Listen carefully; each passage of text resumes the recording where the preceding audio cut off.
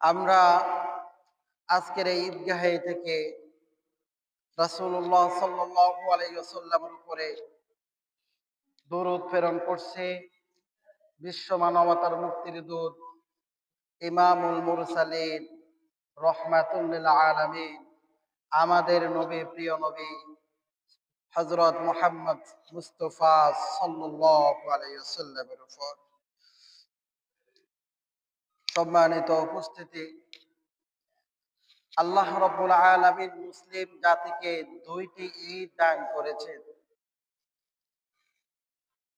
আল্লাহ রাব্বুল আলামিন মুসলিম জাতিকে দুইটি ঈদ দান করেছেন।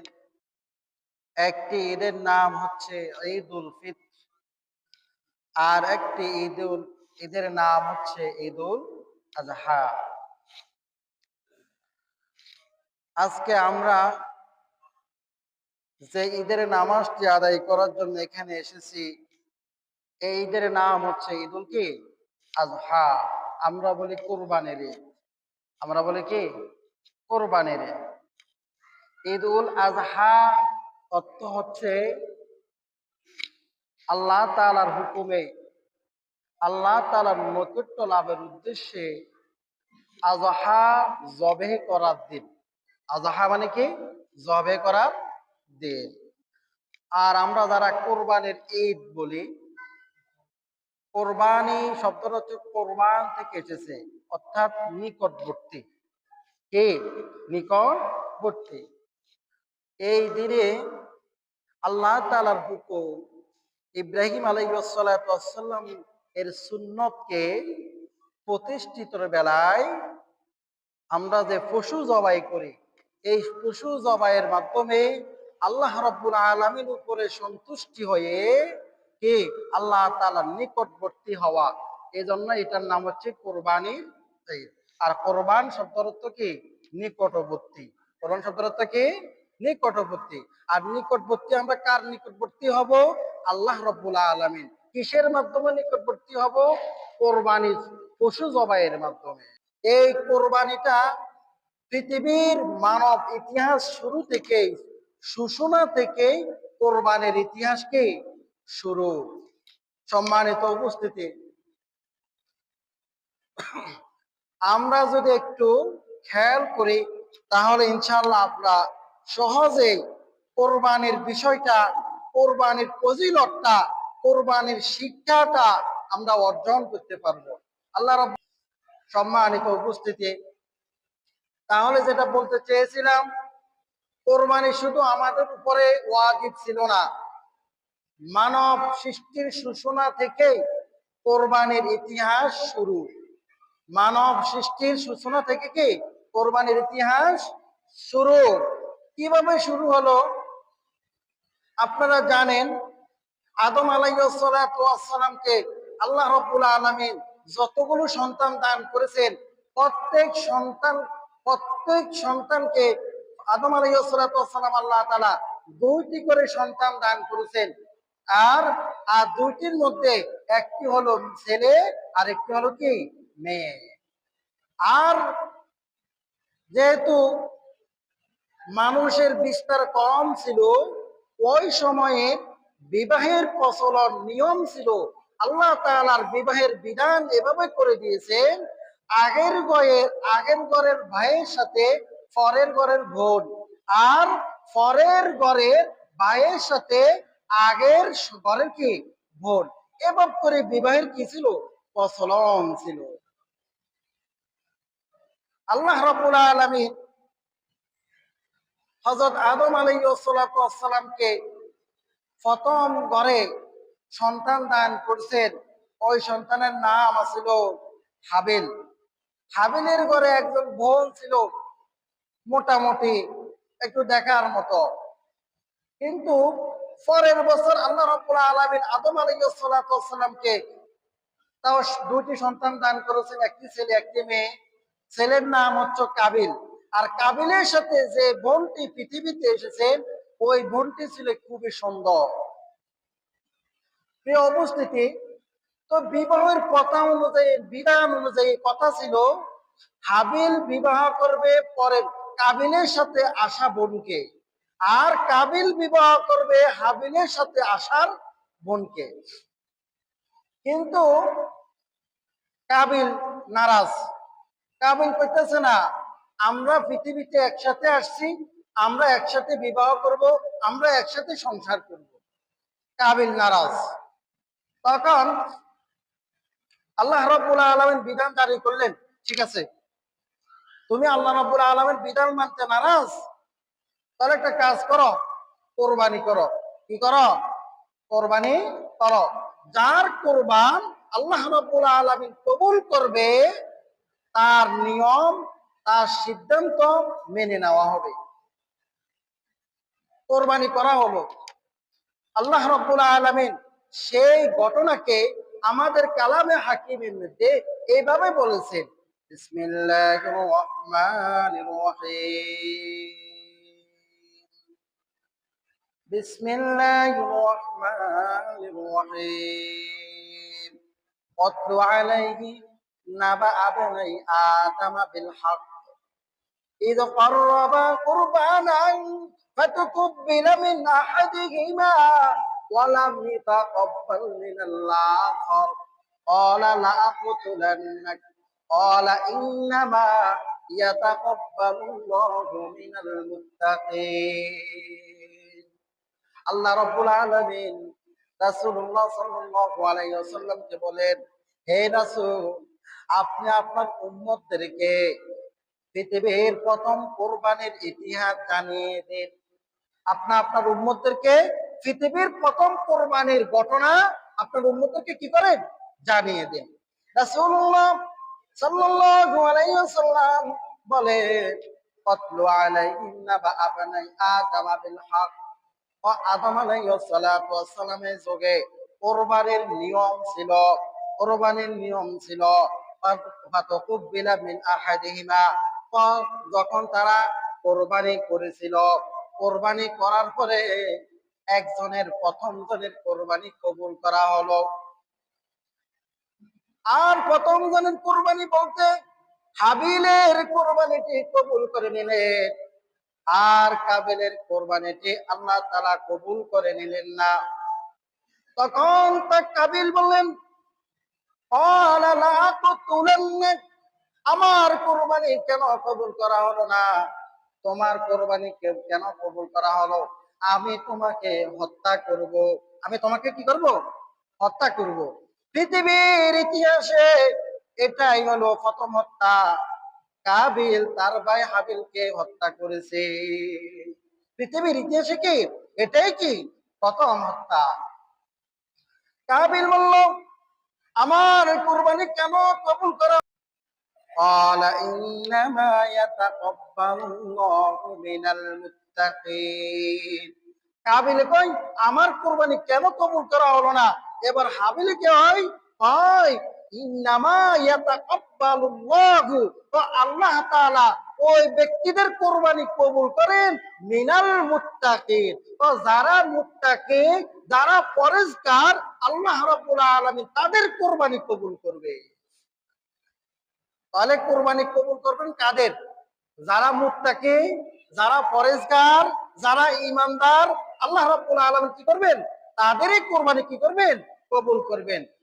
হাবিলে কয়, তুমি আল্লাহ তাআলার বিধান মানতে নারাজ, তুমি প্রথমেই আল্লাহ তাআলার বিধান মানতে নারাজ, আল্লাহ রাব্বুল আলামিন এজন্য তোমার কোরবানি কবুল করেন নাই।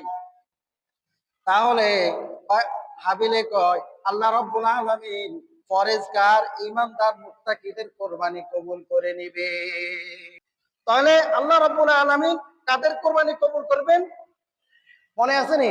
ঈমানদার, পরেজগার, মুত্তাকিদের কোরবানি কি করবেন? কবুল করবেন।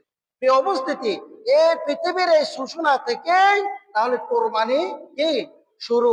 এবার প্রত্যেক নবীর উপরে, প্রত্যেক নবীদের উপরে কোনো না কোনো ভাবে, যে কোনো ভাবে কি ছিল? কোরবানির প্রচলন ছিল, কোরবানি জারি ছিল, কোরবানি ফরজ ছিল, কোরবানি ওয়াজিব কি ছিল। তার ধারাবাহিকতায় আল্লাহ রাব্বুল আলামিন হযরত ইব্রাহিম আলাইহিস সালাতু ওয়াস সালামের উপরে কোরবানি দিলেন। আপনারা জানেন আল্লাহ রাব্বুল আলামিন হযরত ইব্রাহিম আলাইহিস সালাতু ওয়াস সালামকে অনেকগুলো পরীক্ষা করেছেন। তাফসীরের মধ্যে মুফাসসিরিনে কেরাম লেখেন আল্লাহ রাব্বুল আলামিন ইব্রাহিম আলাইহিস সালাতু ওয়াস সালামকে যতবার পরীক্ষা করিয়েছেন, ইব্রাহিম আলাইহিস সালাতু ওয়াস সালাম সকল পরীক্ষায় 100তে 100% পরীক্ষা দিয়ে পাশ করে আল্লাহ রাব্বুল আলামিনের কাছে উত্তীর্ণ সফল হয়ে গেছে। এই সুবাদে আমি তোমাকে, তুমি যেহেতু সকল পরীক্ষা পাস করছো, তুমি আমাকে সবচেয়ে বেশি ভালোবাসো, এজন্য আমিও তোমাকে সবচেয়ে বেশি ভালোবাসি। এটা প্রমাণ করার জন্য আল্লাহ রাব্বুল আলামিন ইব্রাহিম আলাইহিস সালাতু ওয়াস সালামকে খলিলুল্লাহ উপাধি দিয়েছে। আর ইব্রাহিম আলাইহিস সালাতু ওয়াস সালামকে আল্লাহ রাব্বুল আলামিন মুসলিম জাতির মধ্যে জাতির পিতা হিসাবে মর্যাদা দিয়ে ইতিহাসের মধ্যে ইব্রাহিম আলাইহিস সালাতু ওয়াস সালামকে স্মরণ করে রেখেছে। মিল্লাতা আবিকুম ইব্রাহিম ওয়া সাম্মাকুমুল মুসলিমিন। আমাদের জাতির পিতার নাম কি? হযরত ইব্রাহিম আলাইহিস সালাতু ওয়াস সালাম। সম্মানিত উপস্থিতি, তাফসীরের মধ্যে লিখেছেন আল্লাহ রাব্বুল আলামিন ইব্রাহিম আলাইহিস সালাতু ওয়াস সালামকে অনেকগুলো পরীক্ষা করিয়েছেন, কিন্তু যতগুলো পরীক্ষা করিয়েছেন সবগুলো পরীক্ষার মধ্যে 5টি পরীক্ষা খুবই কঠিন, খুবই কি কঠিন। 1 নম্বর পরীক্ষা কি? অগ্নি পরীক্ষা। কি পরীক্ষা?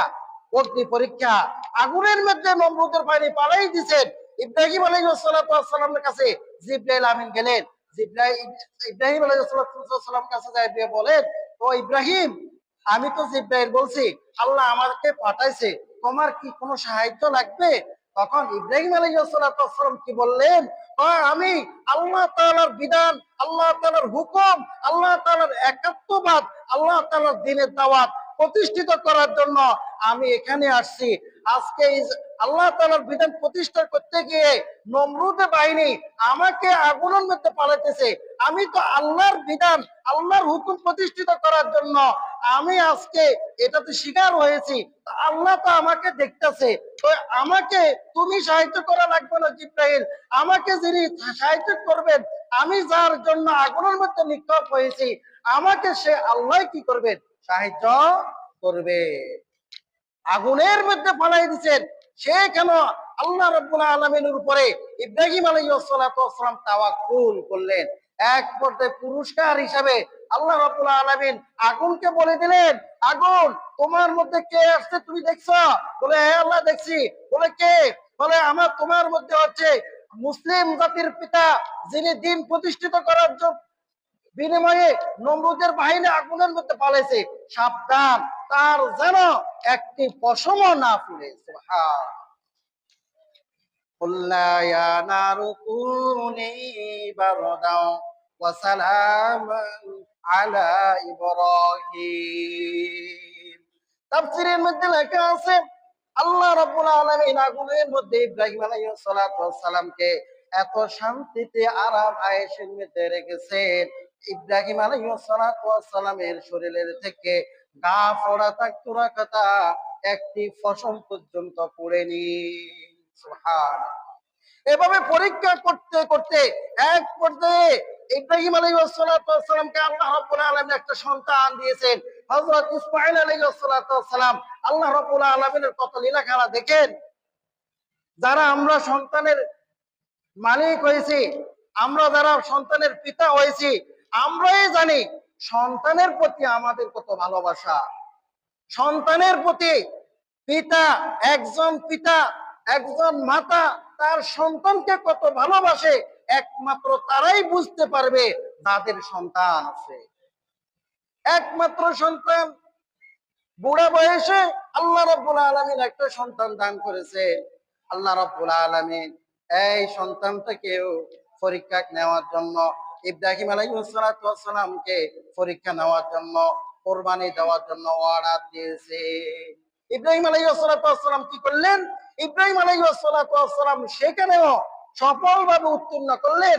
তাই ঠিক আছে আল্লাহ, আপনি যেহেতু হুকুম করছেন, এই সন্তান তো আপনারই মালিক, আমি একমাত্র শুধু ওসিলা, আপনি তো সবকিছু, আপনি যেহেতু ওয়ারাত দিচ্ছেন, আমিও রাজি আপনার জন্য এই সন্তানকে, আমার সন্তানকে কোরবানি দেওয়ার জন্য। সুবহানাল্লাহ। যখন কোরবানি করতে গেলেন, সকল কিছু রেডি, আল্লাহ রাব্বুল আলামিন ইব্রাহিম আলাইহিস সালাতু ওয়াস সালামকে ডাক দিয়ে বলেন, ও ইব্রাহিম, যদিও আমি তোমাকে যদিও আমি তোমাকে সন্তান কোরবানি দেওয়ার জন্য বলেছিলাম, কিন্তু বাস্তবতা হলো, ও ইব্রাহিম, আমি তোমাকে পরীক্ষা করেছিলাম তোমার মনের মধ্যে আমার জন্য ভালোবাসা বেশি নাকি তোমার সন্তানের মনে ভালোবাসা বেশি।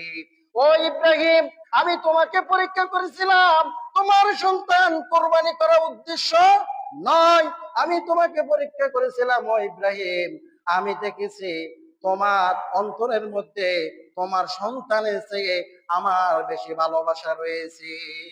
সুবহান। ও ইব্রাহিম, তুমি জানি না, ইন্না কাযালিকা নাজিসিল মুহসিনিন। ও ইব্রাহিম, তোমার সন্তান যদিও কোরবানি হয় নাই, কিন্তু তোমার নিয়তের কারণে, তোমার ইখলাসের কারণে, তোমার নেক নিয়তের কারণে আল্লাহ রাব্বুল আলামিন আমি তোমাকে ঘোষণা দিচ্ছি, তোমাকে তোমার সন্তান জবাই করলে যে সওয়াব, আল্লাহ রাব্বুল আলামিন আমি তোমাকে এই সওয়াব দান করে দিছি। সুবহানাল্লাহ। খেয়াল করছেন, আল্লাহ রাব্বুল আলামিন কোরবানি করা উদ্দেশ্য নয়, আল্লাহ রাব্বুল আলামিন কি পরীক্ষা করছেন ইব্রাহিম আলাইহিস সালাতু ওয়াস সালামের? মন। কি পরীক্ষা করছেন? মন পরীক্ষা করছেন, নিয়ত পরীক্ষা করছেন, যে আল্লাহর ইব্রাহিমের সন্তানের ভালোবাসা বেশি, ইব্রাহিম আলাইহিস সালাতু ওয়াস সালামের অন্তরের মধ্যে আল্লাহর ভালোবাসা বেশি নাকি সন্তানের ভালোবাসা বেশি, এটা ইব্রাহিম আল্লাহ তাআলা কি করলেন? পরীক্ষা করলেন। এই অবস্থিতি, এই বিধান, আল্লাহ রাব্বুল আলামিন এই বিধানকে প্রত্যেক নবী উম্মতের উপরে দিয়েছেন, আমাদের নবীর উপরে, আমাদের উপরেও এই কোরবানির বিধান কি করেছেন? দান করেছেন। আল্লাহ রাব্বুল আলামিন কিভাবে আমাদেরকে কোরবানির বিধান দিয়েছেন? তাই সূরা কাউসার নাযিল করে, ইন্না আ'তাইনাকাল কাউসার ফাসাল্লি লিরাব্বিকা ওয়ানহার। হে নবী, হে নবী, আমি আপনাকে কাউসার দান করেছি। হে নবী, আমি আপনাকে কাউসার দান করেছি। কাউসার মানে হচ্ছে, আমি আপনাকে দুনিয়ার মধ্যে যত নবী প্রেরণ করেছি সমস্ত নবীদের ইমাম বানিয়েছি। আমি আপনাকে দুনিয়াতে যত নবী প্রেরণ করেছি সমস্ত নবীদের থেকে আমি আপনাকে সম্মানিত করেছি, সম্মান দান করেছি। শুধু তাই নয়, জান্নাতের মধ্যে একটা পানি আছে হাউজে কাউসার, এই হাউজে কাউসার আমি আপনাকে দান করেছি, যা কিয়ামতের দিন কঠিন মুহূর্তে যখন চন্দ্র আকাশ এই সূর্য মাথার উপরে থাকবে, মানুষের মাথার মগজগুলো টকবক করবে, মানুষ তৃষ্ণাতে, মানুষ পানির পিপাসায় কাতর হয়ে যাবে, অমত অবস্থায় যদি কেউ হাউজে কাউসারে পান করে, হয় আল্লাহ রাব্বুল আলামিন তার তার কঠিন রোদের মুহূর্তেও হাউজে কাউসারের পানি পান করলে তার কি লাগবে না? পিপাসা লাগবে না। আমি আপনাকে এমন নেয়ামত দান করেছি, আমি আপনাকে হাউজে কাউসারের সর্দার বানিয়েছি, আমি আপনার উম্মতকে অন্যান্য উম্মতের থেকে সম্মানিত করেছি।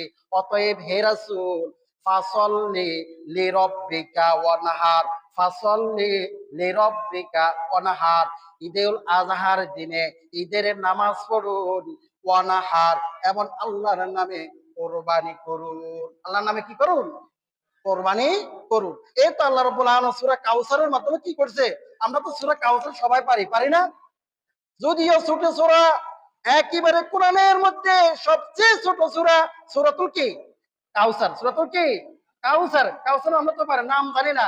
ইন্না আ'তাইনাকাল কাউসার ফাসাল্লি লিরাব্বিকা ওয়ানহার, ফাসাল্লি নামাজ আদায় করুন, কোরবানির নামাজ আদায় করুন, ওয়ানহার, অনহার মানে নহর, আর নহর মানে কি করা? জবাই করা, রক্ত প্রবাহিত করা। কি করা? রক্ত প্রবাহিত করা। আর রক্ত প্রবাহিত মানে কি করা? কোরবানি করা। হে রাসূল, আপনি আপনার রবের নামে নামাজ পড়ুন এবং আপনি আপনার রবের নামে কোরবানি করুন। এবার যখন কোরবানির বিধান চলে আসছে, আল্লাহ রাসূল সাল্লাল্লাহু আলাইহি ওয়াসাল্লাম সাহাবায়ে কেরামদেরকে বলেন, ও আমার সাহাবীরা তোমরা কোরবানি করো, ও আমার সাহাবীরা তোমরা কোরবানি করো। এবার রাসূলুল্লাহ সাল্লাল্লাহু আলাইহি ওয়াসাল্লাম এই কথা বলার পরে সাহাবায়ে কেরাম জিজ্ঞাসা করলেন, ইয়া রাসূলুল্লাহ কোরবানিটা কি? সাহাবায়ে কেরাম কি করলেন? রাসূলুল্লাহ সাল্লাল্লাহু আলাইহি ওয়াসাল্লাম কি করলেন? জিজ্ঞাসা করলেন, ইয়া রাসূলুল্লাহ কোরবানিটা কি? কারণ কোরবানির সাথে ওই সময় সাহাবাই কেরাম কোনো কি ছিল না, পরিচয় ছিল না। যার কারণে সাহাবাই কেরাম রাসূলুল্লাহ সাল্লাল্লাহু আলাইহি ওয়াসাল্লামকে জিজ্ঞাসা করেন, ইয়া রাসূলুল্লাহ মা হাযিহিল আযহি, কুরবানিটা কি? তখন আল্লাহর রাসূল সাল্লাল্লাহু আলাইহি ওয়াসাল্লাম সাহাবাই কেরামের উদ্দেশ্য করে বলেন, সুন্নাত আবিকুম ইব্রাহিম, এটা হচ্ছে ইব্রাহিম আলাইহিস সালাতু ওয়াস সালামের সুন্নত। ইব্রাহিম আলাইহিস সালাতু ওয়াস সালামের কি সুন্নত? সুন্নত মানে ইব্রাহিম আলাইহিস সালাতু ওয়াস সালামের কাজ।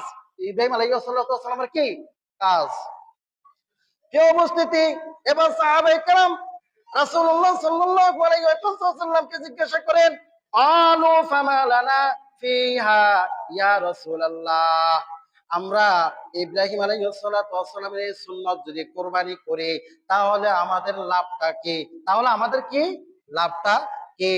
তখন রাসূলুল্লাহ সাল্লাল্লাহু আলাইহি ওয়াসাল্লাম বলেন, ক্বালা বিকুল্লি শাআরাতিন হাসানাতুন, হয় ইব্রাহিম আলাইহিস সালাতু ওয়াস সালামের সুন্নাত কুরবানি করলে আল্লাহ রাব্বুল আলামিন এই যে পশু দিয়ে কোরবানি দিবে, এই পশুর মধ্যে যতগুলো পশম থাকবে প্রতিটা পশমের বিনিময়ে আল্লাহ রাব্বুল আলামিন সওয়াব দান করবে। সুবহান। সাহাবায়ে কেরাম বুঝে উঠতে পারতেন না। রাসূলুল্লাহ সাল্লাল্লাহু আলাইহি ওয়াসাল্লামকে উল্টা আবার প্রশ্ন করলেন, ইয়া রাসূলুল্লাহ পশুর গায়ের মধ্যে তো অনেক পশম, তাহলে কি আল্লাহ তাআলা এত সওয়াব দান করবেন? প্রশ্ন করলেন, এত সওয়াব দান করবেন? তখন রাসূলুল্লাহ সাল্লাল্লাহু আলাইহি ওয়াসাল্লাম উল্টা আবার বললেন, ক্বালা বিকুল্লি শাআরাতিন মিনাস সুফি হাসানাতুন, হ্যাঁ পশুর মধ্যে যত বেশি পশম হবে আল্লাহ রাব্বুল আলামিন প্রতিটা পশমের বিনিময়ে বান্দাকে কোরবানি দাতাকে সওয়াব দান করবে। সুবহান। শুধু তাই নয়, শুধু তাই নয়, আয়েশা রাদিয়াল্লাহু থেকে বর্ণিত রাসূলুল্লাহ সাল্লাল্লাহু আলাইহি ওয়াসাল্লাম বলেছেন, যদি কোনো মানুষ খালেস নিয়তে কোরবানি করে, কি কোন নিয়তে? খালেস নিয়তে, খাঁটি নিয়তে কোরবানি করে, আল্লাহ রাব্বুল আলামিন ওই কোরবানি দাতার আমলনামায় কিয়ামতের দিন এই গরুটাকে, এই পশুটাকে, কোরবানি দাতার পশুকে আল্লাহ রাব্বুল আলামিন নেকির পাল্লায় সওয়াব হিসেবে গণ্য করে তুলে ধরবে। সুবহান।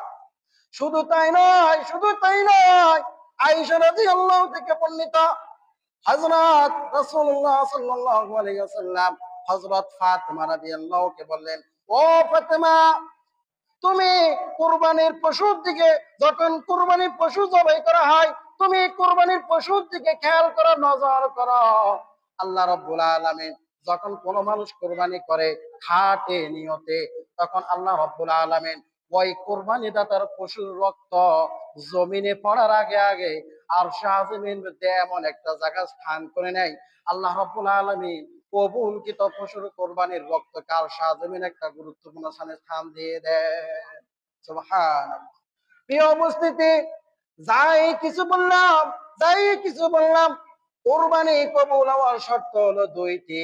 কয়টি? সবাই বলেন, কোরবানি কবুল হওয়ার শর্ত কয়টি? একটি হচ্ছে হালাল অর্থ দ্বারা কোরবানির পশু ক্রয় করা। হালাল অর্থ দ্বারা কি কোরবানির পশু কি করা? ক্রয় করা। অর্থাৎ হালাল পশু দিয়ে কি করা? কোরবানি করা। দ্বিতীয় শর্ত হলো নিয়ত সহি হওয়া। কি হওয়া? নিয়ত সহি হওয়া। দেখেন আপনি, আল্লাহ রাব্বুল আলামিন ইব্রাহিম আলাইহিস সালাতু ওয়াস সালামকে কোরবানি করার উদ্দেশ্য পরীক্ষা করেন নাই। ইব্রাহিম আলাইহিস সালাতু ওয়াস সালামের নিয়ত, মন পরীক্ষা করিয়েছেন। কি পরীক্ষা করিয়েছেন? মন পরীক্ষা করিয়েছেন। যখন মন পরীক্ষা করিয়েছেন তখন ইব্রাহিম আলাইহিস সালাতু ওয়াস সালাম বলেন, হে আল্লাহ, ইন্না সালাতি ওয়া নুসুকি ওয়া মাহইয়ায়া ওয়া মামাতি, আমার নামাজ, আমার কোরবানি, আমার জীবন, আমার মরণ, আল্লাহ আপনি আমাকে যা কিছু দান করেছেন লিল্লাহি রাব্বিল আলামিন, আপনার জন্য, আপনার জন্য। সেই উপস্থিতি, এই জন্য কোরবানি কবুল হওয়ার শর্ত দুইটি। একটি হচ্ছে হালাল পশু দিয়ে কোরবানি করা, আরেকটি হচ্ছে নিয়ত কি হওয়া, সহি হওয়া। আপনি যদি নিয়তের মধ্যে যদি আপনার যদি গন্ডগোল থাকে, আপনার নিয়তের মধ্যে যদি গন্ডগোল থাকে, আমি বারবার বলি এখনো সময় আছে, পশু এখনো কোরবানি করা হয় নাই, নিয়তটা সহি করেন। প্রিয় ভাইয়েরা, প্রিয় ভাইয়েরা, আচ্ছা বলেন তো, নিয়ত যদি আমরা যে আল্লাহর জন্য যদি কোরবানি দিই, এই পশুর গোশত কে খাবে? আমরাই তো খাবো, ঠিক না? কে খাবে? আমরাই তো খাবো। তাহলে আমরা কেন কোরবানির জন্য, কত জনে কত রকমের কোরবানি দেয়, ভাই কোরবানির দিন তো যদি গোশত না খাই তাহলে তো হবে না। এই জন্য আমরা অনেকেই কোরবানিও দিব, গোশত খামো, এই ধরনের নিয়ম করে যারা কোরবানি দিবে, আল্লাহ রাব্বুল আলামিনের কোরবানিকে কবুল করবেন না। মনে রাখবেন, যদি আমি আপনি যদি আল্লাহ রাব্বুল আলামিনের জন্য কোরবানি দিই, তাহলে এই গোশত আমরা ভক্ষণ করব। আল্লাহ রাব্বুল আলামিন বলেন, লা ইয়ানালাল্লাহ লুহুমুহা ওয়ালা দিমাউহা। ও আমার কুরবানি দাতা ইমানদার মুত্তাকিরা, তোমরা জেনে নাও, লা ইয়ানালাল্লাহ, আমি আল্লাহর কাছে কুরবানির গরুর এক টুকরা গোশত পৌঁছে না, ওয়ালাকিন লা ইয়ানালাল্লাহ লুহুমুহা ওয়ালা দিমাউহা, কোরবানির পশু এক ফোঁটা রক্ত আমার কাছে পৌঁছে না। তাহলে আল্লাহ রাব্বুল আলামিনের কাছে পৌঁছে কি? ওয়ালাকিন ইয়ানালুহু তাকওয়া মিনকুম, আমার আমার কাছে পৌঁছে একমাত্র তোমাদের তাকওয়া। আমার কাছে পৌঁছে কি? একমাত্র কি? তাকওয়া।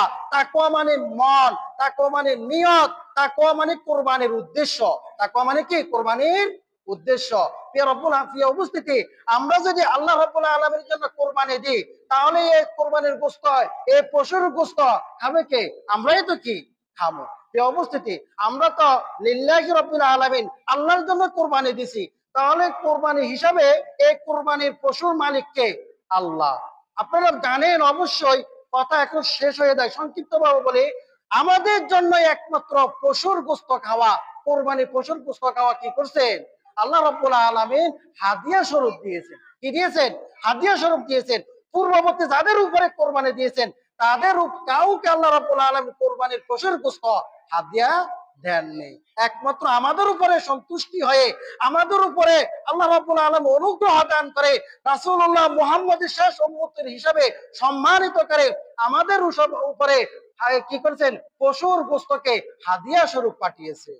প্রিয় উপস্থিতি, তাহলে যদি হাদিয়া স্বরূপ একমাত্র যদি আমরা আল্লাহর জন্য কোরবানি দিই, ওই কোরবানিকে, পশুর গোশতকে আল্লাহ রাব্বুল আলামিন আমাদেরকে কি দিয়েছেন? হাদিয়া স্বরূপ পাঠিয়েছেন। তাহলে আমাদের জন্য যদি হাদিয়া স্বরূপ পাঠিয়ে থাকে, তাহলে আমরা কোরবানির দিন পশু জবাই করার পর যারা আমরা শরীকদার, আমরা কেন কোরবানির গোশত নিয়ে বা টানাটানি করি, মন কালাকালি করি? আপনাদের এদিকে হয় কিনা আমি জানি না, আমি অন্যান্য দিকে অনেক দিকে খবর নিছি, কোরবানির পশু জবে করার পরে যারা শরীকদার, তারা নানা ধরনের মন্তব্য করে। অনেক সময় অমুকের গোস্ত বেশি নিছে, অমুকের ভাগে সিনার গোস্ত বেশি গেছে, অমুকের ভাগে রানের গোস্ত বেশি গেছে, এর ভাগে ওজনে ভালা গোস্ত গেছে, আঙ্গ ভাগে হাড্ডির গোস্ত আছে। এই ধরনের মন্তব্য অনেক সময় হয় কি হয় না? এই অবস্থিতি, এগুলো করলে কোনো লাভ হবে না। এই জন্য সব সময় খেয়াল রাখতে হবে, যারা যারা আমরা যারা শরীকদার আছি, সবাই যদি আমরা যদি এই ধরনের নিয়ত করে, আল্লাহ আমাদের জন্য এই গোস্তকে হাদিয়া স্বরূপ পাঠিয়েছে, অতএব এই গোস্তর মালিক আমরা সবাই, শরীরটা যারা আছি সবাই সমান, আমরা সবাই সমানভাবে এই গোস্তকে বন্টন করে নিব। আমরা কি পারবো না? ইনশাআল্লাহ আমরা যদি এবার করে দিই, আল্লাহ তো এটাই চাই, আল্লাহ তো এটাই চাই একমাত্র আমাদের নিয়ত। আমাদের নিয়ত দেখে আল্লাহ রাব্বুল আলামিন আমাদেরকে কি ধরবেন? পুরস্কার দান করবেন। এজন্য আমি মাঝে মধ্যে সবাইকে বলি, গরুর গোস্ত, পশুর গোস্ত বন্টনের সময় আমাদেরকে খুব খেয়াল করতে হবে, খুব খেয়াল করতে হবে। সেই অবস্থিতে যে মুফাসসির কেরাম তিনটা ভাগের কথা বলছেন, তিন ভাগ হবে। এক ভাগ এতিম মিসকিনদের জন্য, দুই ভাগ, এক ভাগ আত্মীয় স্বজনদের জন্য, এক ভাগ নিজেদের জন্য। এভাবে করি হলে করলে করতে পারেন, সবাই যদি একমত হয়। কিন্তু সবাই যদি একমত না হয়, আমি আরেকটা মতামত দিতে পারছি। আপনারা যারা শরিকদার, শরিকদার যদি 5 শরিক হয়, গোস্তকে 5 ভাগই করবেন। 5 ভাগ করার পরে আপনার গোস্তকে আপনি বাড়ি দিয়ে কাকে দিবেন না দিবেন সেটা একমাত্র আপনারই কি এখতিয়ার। যখন আপনার গোস্ত আপনার হাতে পৌঁছে যাবে, ওদের গোস্ত ওদের হাতে পৌঁছে যাবে, তখন আর কারোর মধ্যে মনের মধ্যে কি থাকবে না, কোনো জ্বালা যন্ত্রণা, কোনো বিভিন্ন ধরনের জল্পনা কল্পনা থাকবে না। বাকি আপনারা শরীরদার যারা আছেন, যেভাবে জিনিসটা কোরবানি করলে সুন্দর হয়, সমাধান করাতে যেভাবে করলে সুন্দর হয়, এভাবে তৈরি করবেন। আল্লাহ রাব্বুল আলামিন আমাদের সকলের কোরবানিকে, এমনকি আজকের এই যারা কোরবানি করবেন সকলের এই কোরবানিকে কবুল করে নেন, সকলে বলে আমিন।